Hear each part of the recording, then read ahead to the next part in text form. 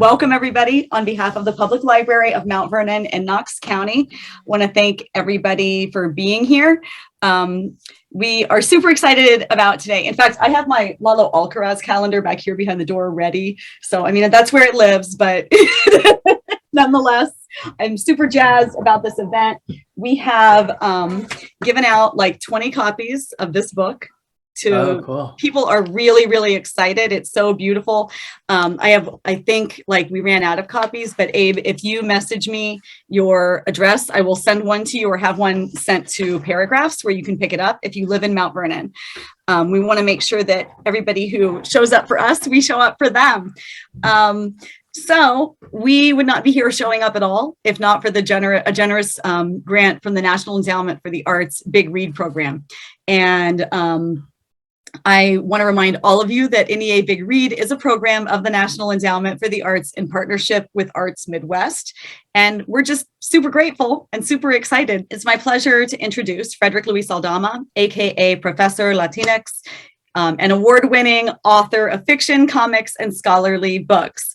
At UT Austin, he holds the Jacob and Frances Sanger Mosaker Chair in the Humanities and is the director of the Latinx Pop Lab. He is also a distinguished university professor at The Ohio State University and a dear, dear friend of mine and one of our board members for Break Bread, a great friend of the library. We have with us today also a special guest, Oscar Garza, who is far more difficult to Google than I would have thought initially. But I did come up with some facts. And if they're not true, like, are you a drummer? Then just like let us know. I am not a drummer. Oh man, but he is one of the co-founders of Five Meats Comics, a co-creator of Mashbone and Gripty, and performer at Party World Wrestling. So we are super excited to welcome him. Also a creative partner with Frederick. And so these collaborations, you know, no artist works in isolation, and everybody who makes stuff knows that. But I'm especially excited to have both of you here with us today because it's a great opportunity for us to learn with and from you. With that, I'm going to get out of your hair. Frederick, Oscar, take it away. Yay. Well, we definitely super excited. Just like, you know, a lot of creativity and innovation happens not just on the fly, but what we don't see behind the scenes is all the work that's led up to those moments that are on the fly. So, and Oscar and I have been working together for years now on our word drawn storytelling projects, among other things.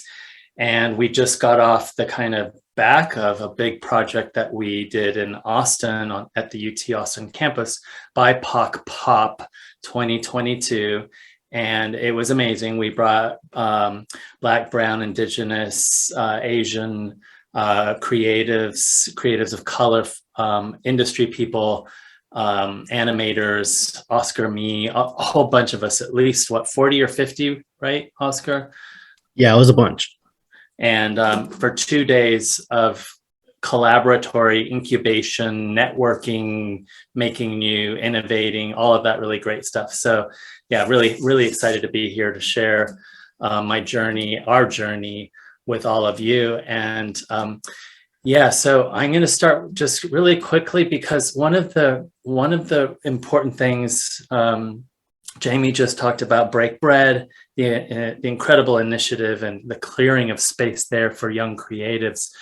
But also, I do want to kind of give a shout out not only to the Jamie Lynn's and her team in the world that really are at the front lines of making a difference, but also to our librarians. And I bring this up because lately we have seen some very odd things happening. And it's not new.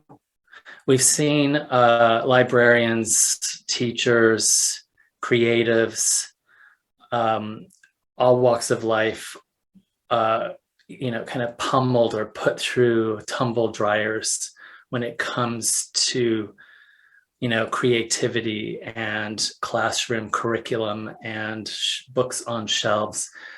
But it seems to me that of late anyway, it's the kind of ugly head of that has resurfaced. And so I just want to take a minute here for us to really appreciate our educators and our librarians, our creatives that are out there really holding the front line, holding the line actually on this big push to censor books that we read, graphic novels, comics, beloved novels, right? Novels that many of us grew up on and discovered in our own libraries, public libraries.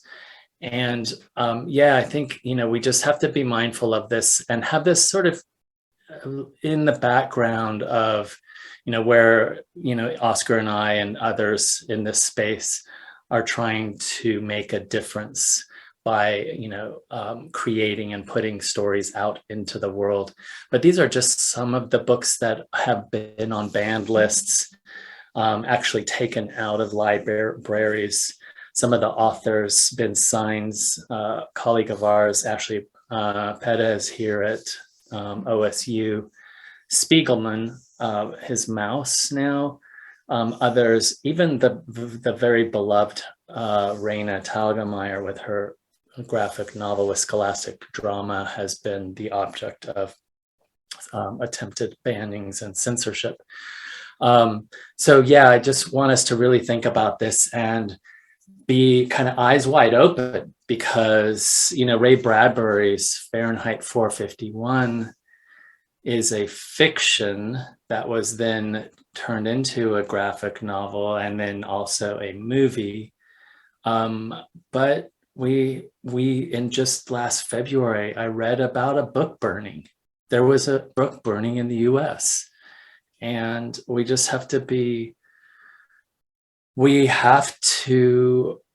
when we see things like this being kind of done, when we see books being taken off shelves, it is one step closer to the destruction of humanity.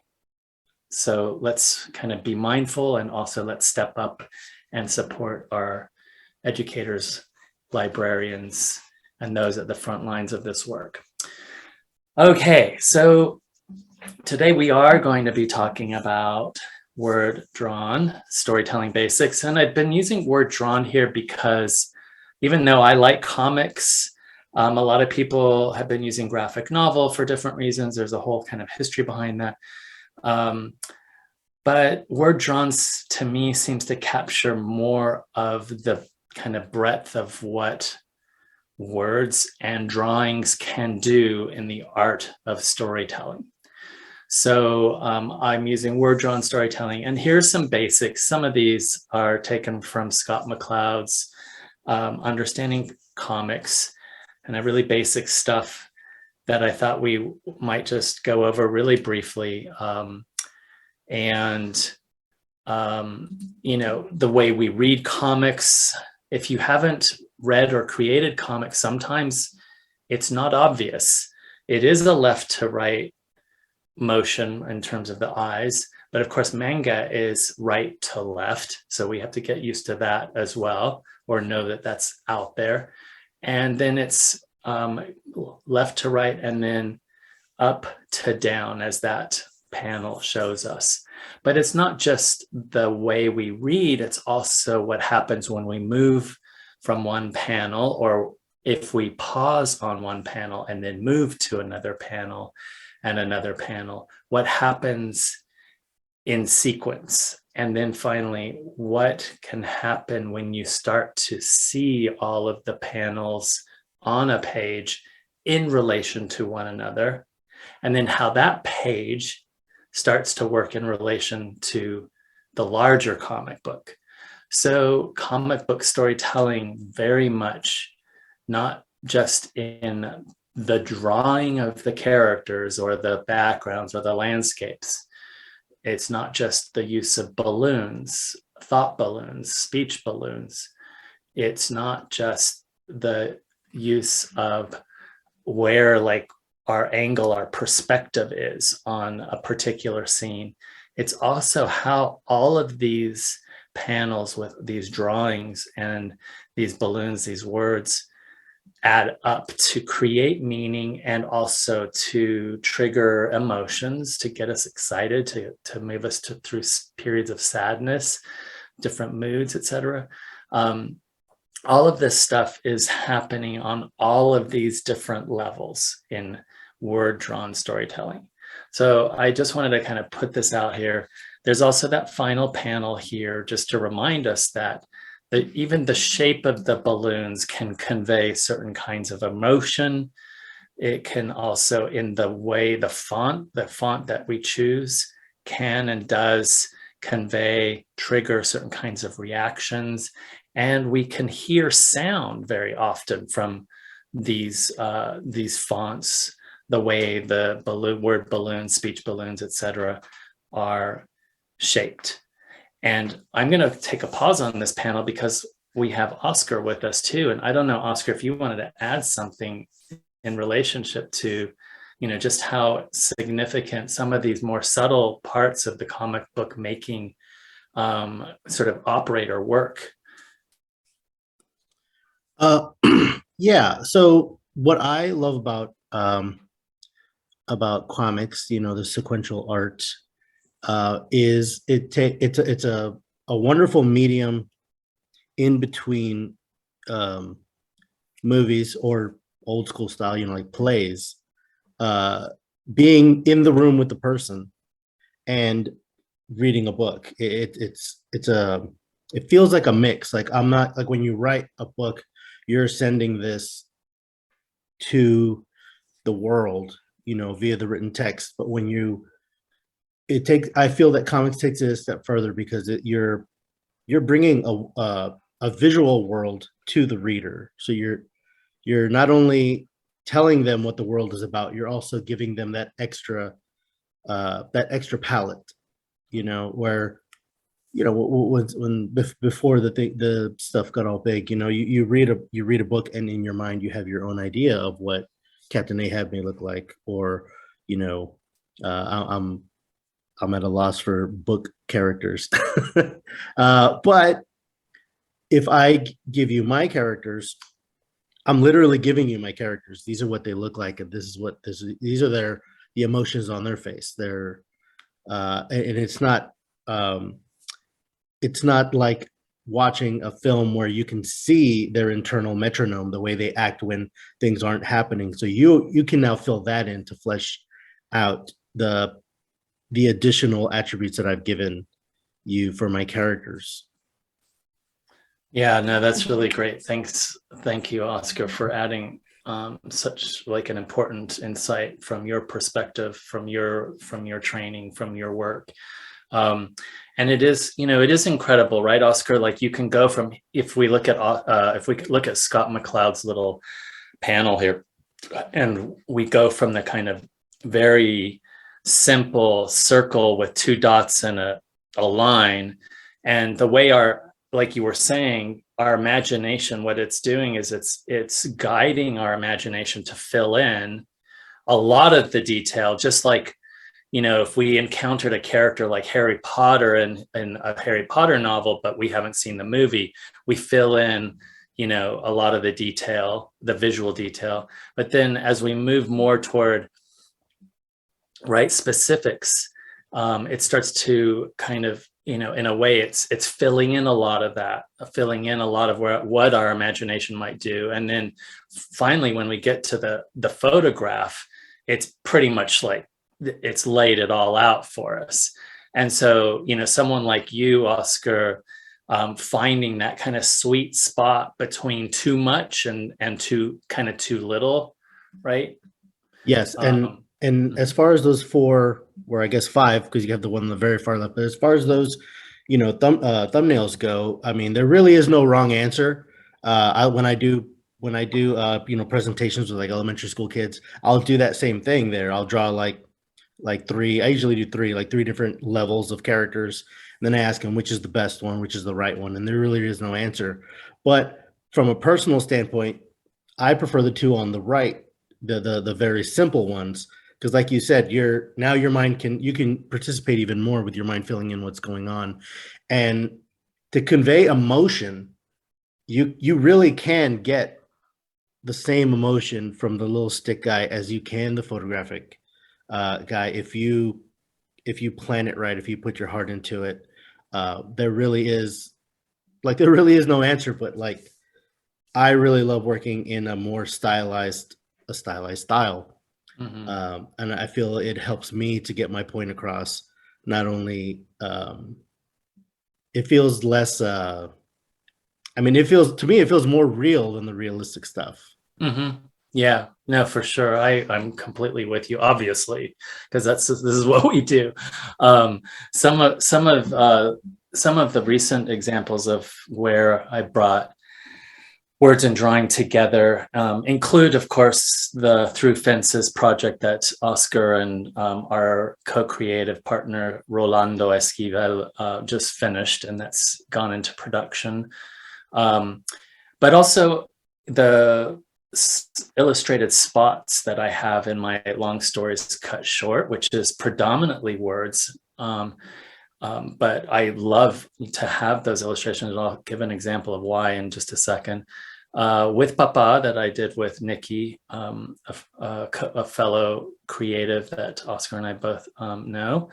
And that's a picture book. And then, of course, Tales from La Vida, the very title of this talk, and all of the incredible work that's in there, and the adventures of Chupacabra Charlie, an all ages adventure story.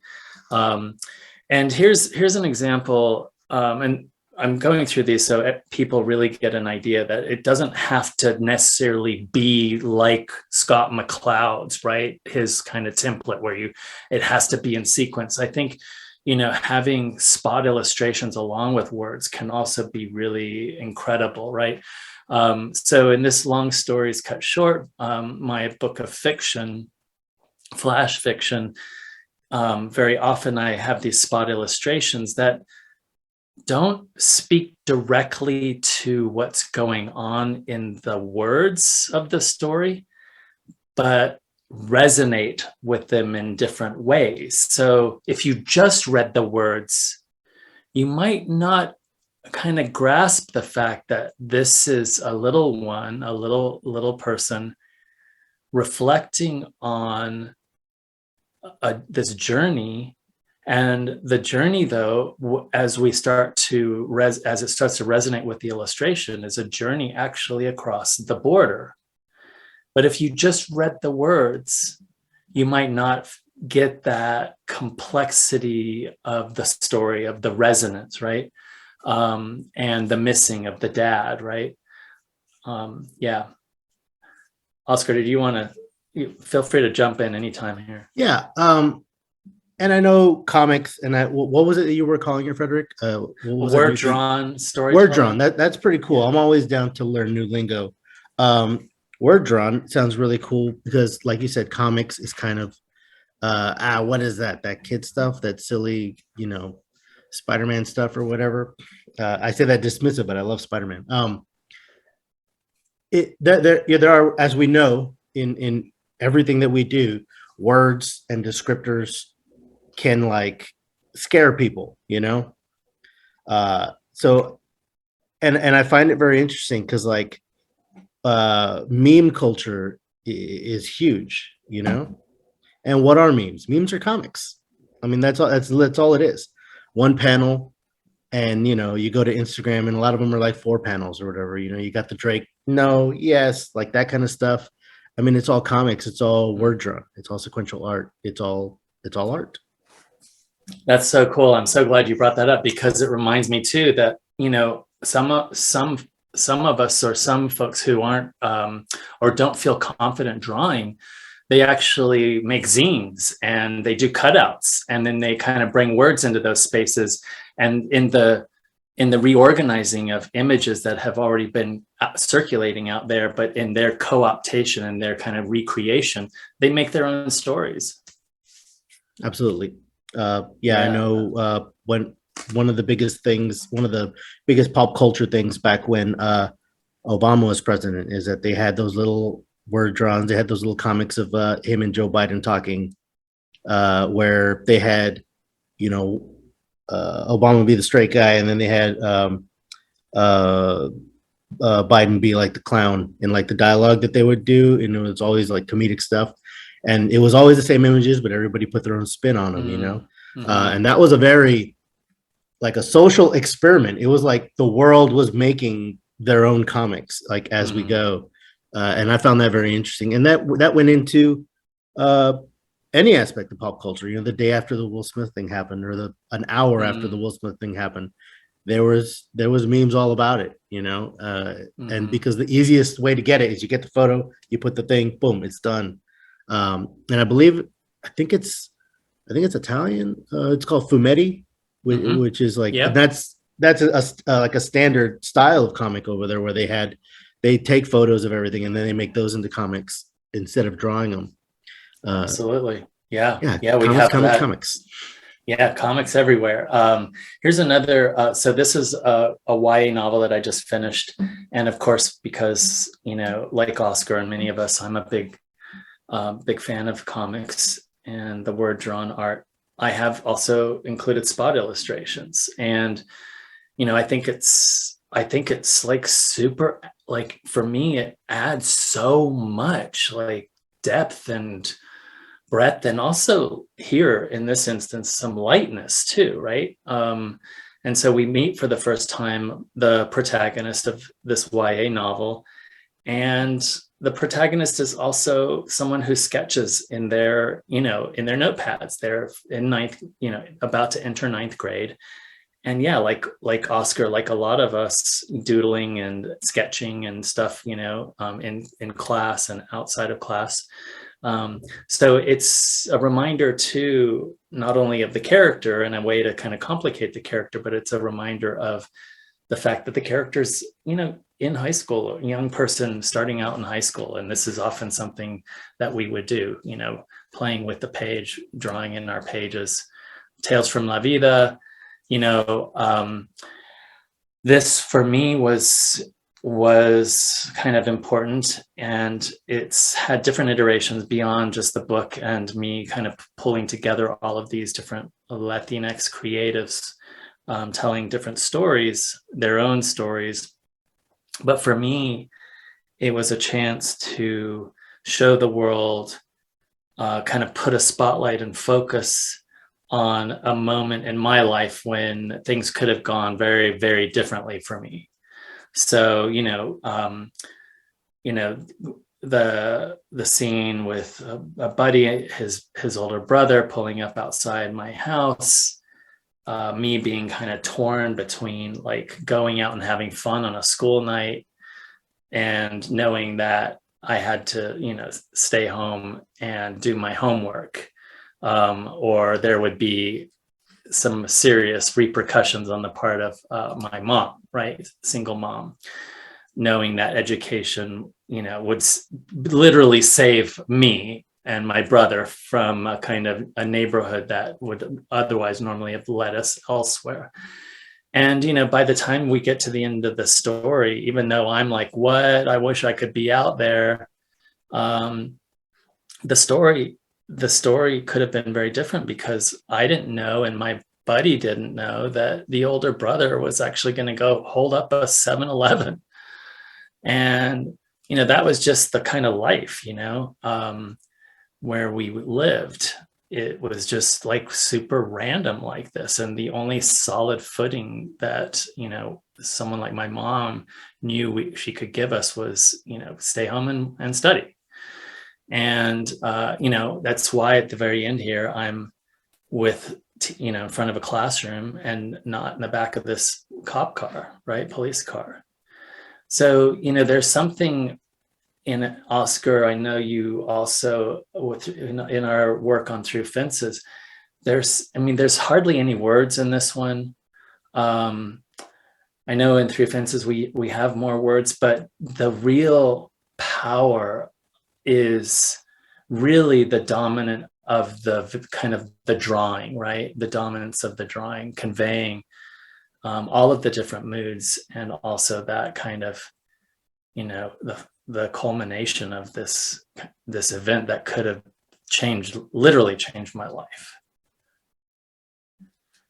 I want to share a couple of more here. And then we're going to move into our little workshop part. Word drawn stories can also allow us to imagine not just our past and our present, but also possible futures. And this is a project I've been working on for a while. And Nikki Rodriguez, who did the illustrations for With Papa, is inking it right now. But I wanted to imagine young people in the future, and all of the older people have, mysteriously kind of died off. Something kind of happens, and their bone marrow starts to dissolve in all the old people. And I did this because I wanted to imagine a world where the arts and sciences and knowledge are given a new chance, a new kind of lease on life by young people. And so, yeah, Labyrinths Born is all about kind of what possible new futures we can imagine through comics. And maybe possibly, as a result, think about how today we can make some changes in order for us to kind of come to this better place tomorrow, instead of always thinking of tomorrow as a dystopia. And now here we are. This is where, we get into the kind of meat of things. Through Fences, this project that we did together, as I mentioned, with Rolando. And yeah, I don't know. Do you want to talk a little bit about your experiences as I kind of move into this first slide, Oscar? Yeah. So this was a very interesting project. I have been trying to, me and my co-writer and editor, Rolando Esquivel, we've been working on our own books and trying to get into the the comic book scene, which we did successfully. We just signed a deal for national distribution for later this year.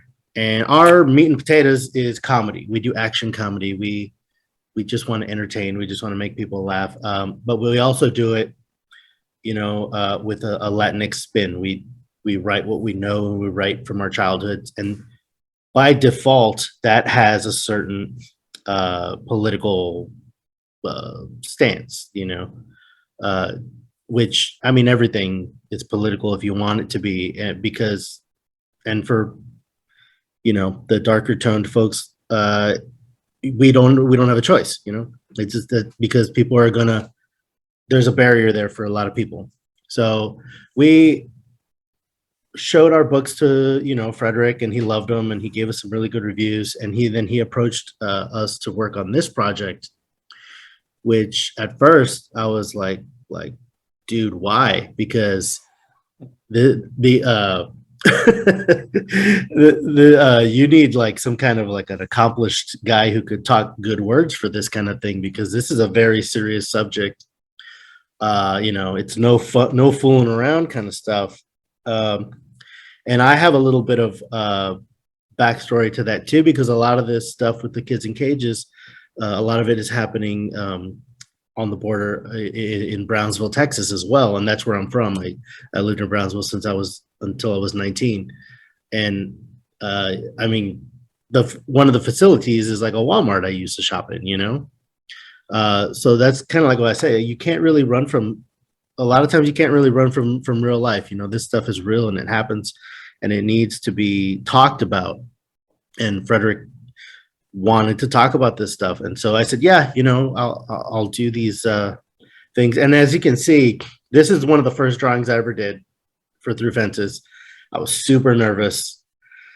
And I was in my own head on this, and I said, like, oh, this is serious stuff. I got to be serious. I got to draw serious.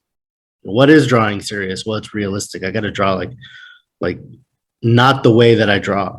And it was actually a little bothersome for me when I was starting, because I wanted to show as much of the realistic pain and anguish through the drawings, when in reality, your mind will fill that in, because what's happening with the words. So I was kind of messing myself up trying to go above and beyond for that. And so, yeah, I tried to get out my comfort zone, and then I realized that like my comfort zone is already out with the content, you know? So this is one of the first things that we did, and I did a very realistic style. And I guess the process is, you know, I read Frederick's stuff, and Frederick, this a collection of stories he did is all from different perspectives of people that are going through different things related to the issue. Yet it's all like first person as well. And that got kind of tricky for me, thinking like, how am I going to do this? So, I mean, but what the logical conclusion was, it's you're in their head, you're in everybody's head in this story. So most of them, I kind of tried to do like a first person perspective, which is like in this panel, you're in that room because you are that person. And the dialogue is what you're thinking, you know? So that's the process that I started to go through.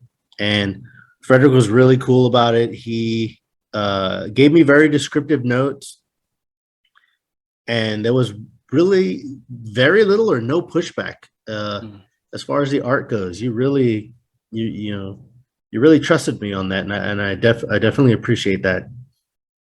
Yeah, it's you know, incredible, and this page here as well, and the way it breathes and kind of brings us in, but it sort of like exemplifies all of those things we just talked about at the very beginning with the kind of basics of comics, right? Where, you know, the choice of font and style for the words and the balloons, actually we hear the sounds, right? And then the way our eyes kind of travel down, and then the perspective, right? And of course, this is the perspective of a little one who's been separated from her little brother and her mom, and how scary that is for a little person to be kind of looking up at these giants in these green outfits. Yeah, really incredible. Here's another example, very different example, but I'm glad you brought up the kind of the realism of the Dora story, and then how you started to find another kind of visual voice as you work through some of these. Yes. So this is, as you can see, it's like the complete opposite of that original Dora panel, and I feel that these tell a little more of the story visually than the other one. And more, this is actually like a little more my style, like these kind of characters. And I was completely comfortable in this realm. When I was doing this, the really realistic style, I was also going through a lot of personal family stuff. And I even told Frederick, hey man, like this is like really rough what's going on. Not just like my life, but like the contents of this book. And I even told Frederick, hey man, like maybe since these are like, it's like a compilation, or what do you call it? Not a compilation, like an anthology almost. It's like a one-man anthology. Like maybe you can get some other artists, you know, to work on this stuff. And Frederick, to his credit, he was like, nah, forget that. Like when you're ready, just come back and just start drawing and let me know. And I did. And once I got over that hump, I told myself, like, how am I going to get back into this and like really get into the zone? And the answer was draw it in my style. Just do it in my style, because by that time I got out of my own head, and just like those little face thumbnails, you know, you don't got to go all the way in one direction. You can play with it, and I kept it more into the simplified version. So what I did is each story looks different visually, but for the most part, it's my style. What I'm playing with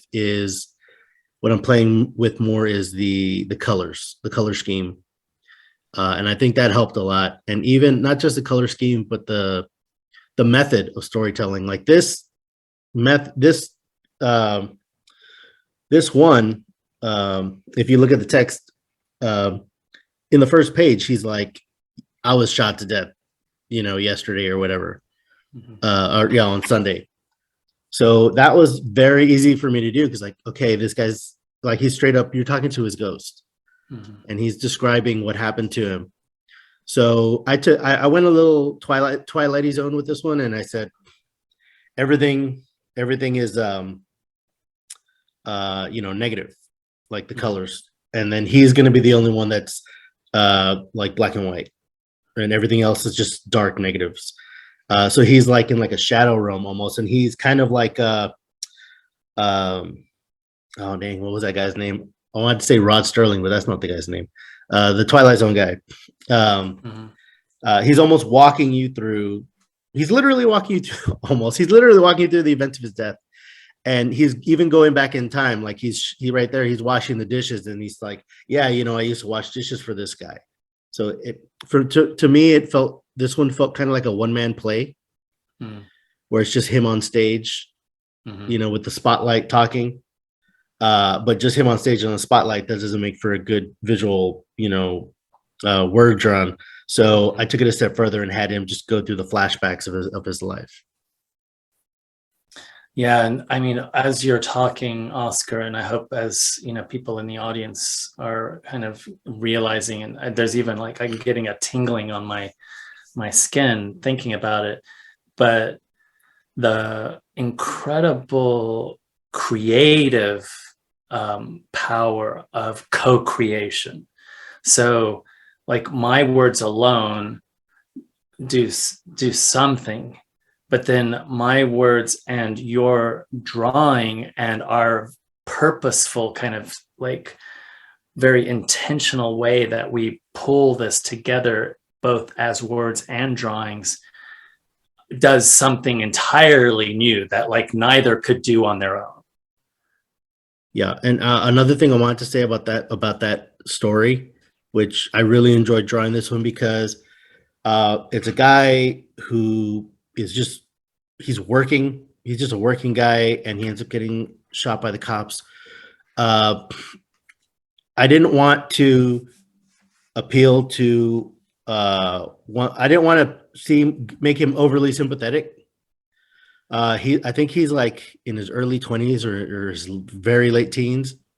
And I purposely drew him in a way to where, I mean, to be completely honest, somebody who has an internal bias would look at him and go, man, that guy looks like a thug. Look at him. Like he's walking around in a wife beater and he's got dark circles under his eyes. He has like a big brow. Like, I don't know about this guy, Meanwhile, I'm drawing. I knew 10 of these guys in high school. And out of the 10 of them, not all 10 of them were bad dudes. Like you can't judge a book by their cover. He just looks like one of my homies, who wakes up and goes to work, comes home, has a couple drinks. There's nothing wrong with that dude, It just so happened as you read this story, what happened, And so I didn't want to draw him like this, this the stereotypical cute little like A student looking character.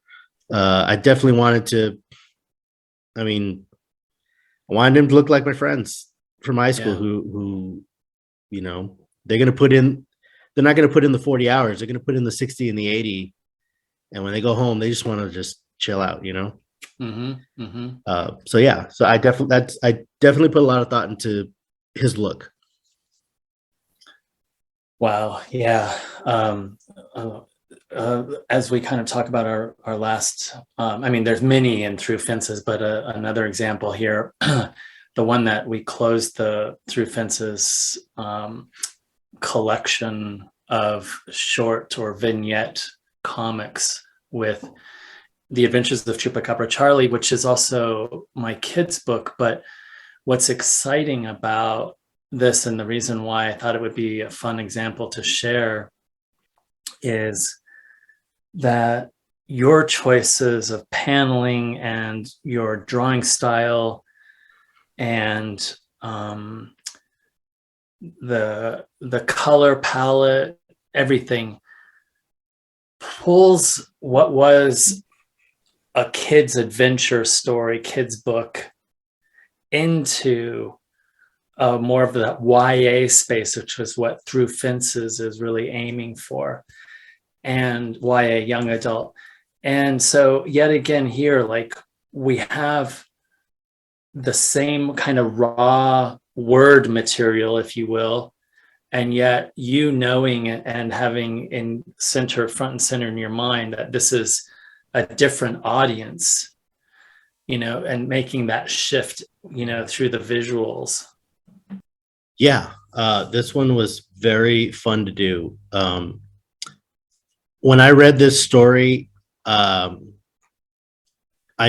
know, you can see the seriousness on around it, or at least inside of it, rather, because it's surrounded by this fantasy, you know, cocoon. And I started thinking about that, where I don't want to like, it's almost like a dream sequence. So I decided to go, you know, full Senor Spielbergo on this one, and just make it like like an 80s fantasy movie almost, where the kid meets the ET and they go on an adventure. So that's what I wanted to do with this one. And in that kind of, you know, 80s fantasy movie tone, I tried to go as fantastic as possible with the visuals. Mm-hmm. Yeah, so good. So incredibly good. Oscar, I do know that we have one person in the audience, but because it's a webinar, we can't do like a big interaction thing. But I did want to ask if you had any, sorry about that, any kind of tips, any things that you would like to share with those who are in the audience with us right now, in terms of where to start, how to start, what kinds of expectations you should have of yourself, where you might go for some resources, maybe some you know, YouTube suggestions. I'm just thinking off the top of my head here, but given that this is your expertise, this is your profession, this and animation arts, I thought maybe you could share some insights here. Yeah, I would definitely, you know, I mean, the Scott McCloud books are pretty fantastic. I got a couple of them right over there. But I would just say read a ton of comics, and like, I mean, you got to double consume things, you know, you got to consume them twice. Read it, have fun, enjoy the story, even if, you know, you like it or don't, but then go back, analyze every page. Why did they make these decisions? And if you look at a comic page and you have to ask yourself, you know, why do they make these decisions to go from A, B, C, D? You can come up with your answers, and to be honest, you know, 50% of the time, maybe more, you're going to be right, you know, because it's not rocket science, you know, it's coming from the heart. I would also go to like conventions, and I would just go to the indie section. And I'm being super serious, because the indie section, number one, they're hungry, and they're doing it for the love of the books and for the love of the stories. And number two, it's definitely a more attainable step for you if you've never done comics. So, I mean, you can love the big two, you know, but if you're just starting out, you know, doing your comics, and you want to be like, I want this thing to look as good as, you know, the new X-Men #1. I mean, you know, good luck with that. It's not, you're more likely to gain a new perspective and gain the respect. You're going to meet people that you can respect, and reach their level faster when you work with the indie community, and they are more likely to help you out. The people in the indie comics community, because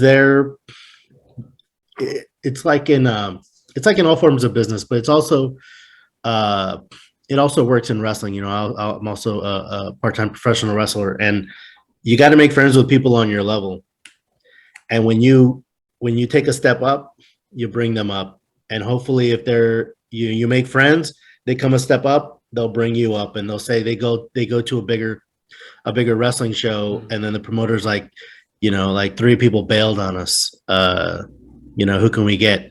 If you're a great guy and you do great work, a great person, I'm sorry, and you do great work, and then they'll say, hey, I know somebody, let's put them on the show. Networking, being a good person, that's like the number one thing. I wouldn't be where I am right now, and I wouldn't have the distribution deal for Mashbone and Grifty with Chispa Scout Comics if I didn't go to conventions and just make friends. Buy their books, read their books, analyze their books, and then do your books. Yeah, and don't be afraid to take any of those steps, right? I know that in Columbus, Ohio, there's a big festival that I was a part of called the CXC, the Cartoon Crossroads Columbus, and I created SoulCon, the Black and Brown Comics expo within that, kind of along with that. But I know CXC is still alive and happening every fall. We have our BIPOC Pop and our Mex Americon, of course, in Austin, but there are all of these other really great spaces where not only are we expoing, we're also conducting workshops. I know, Oscar, you did this wonderful thing right here, right around the corner in Austin with the 5th grade to get them into comics. So yeah, reach out, make sure to sign up for these kinds of activities. It's a life changer, right, Oscar? I mean, it can really set you on a creative path where you might not feel as burdened by, thinking that somehow you have to be an incredibly skilled wordsmith, like, with novels, with big novels, or have all the money that is required to make a film or a TV show. Comics, you just get out there and start getting it done. Absolutely. And getting it done is better than having something perfect, it's in fact, it's the opposite of my other career, which is the video game industry.